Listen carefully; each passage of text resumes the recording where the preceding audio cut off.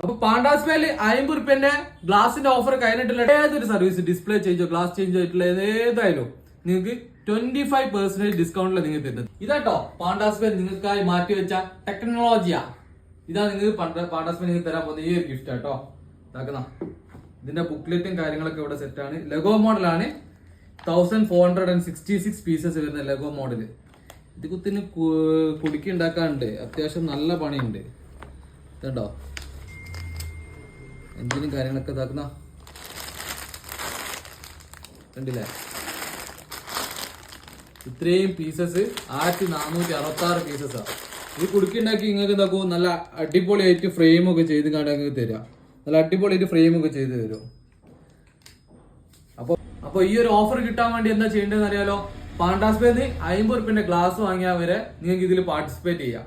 ഇനി അതല്ല സർവീസിന് വരിക എന്തെങ്കിലും പൗച്ചസ്, നമ്മളെ പൗച്ചസ് ഒക്കെ കളക്ഷൻസ് ഒക്കെ കാണിച്ചോട്. ഇതാ നല്ല അടിപൊളിയായിട്ട് കളക്ഷൻസ് ഒക്കെ സെറ്റ് ആക്കി വെച്ചിട്ടുണ്ട്.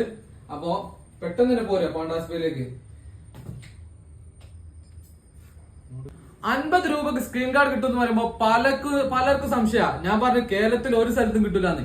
ഇപ്പോഴും പല ആൾക്കാർക്ക് സംശയം. എന്നോട് വിളിച്ചു ചോദിക്കൂ 50 രൂപ ഗ്ലാസ് ഉണ്ടോന്ന്.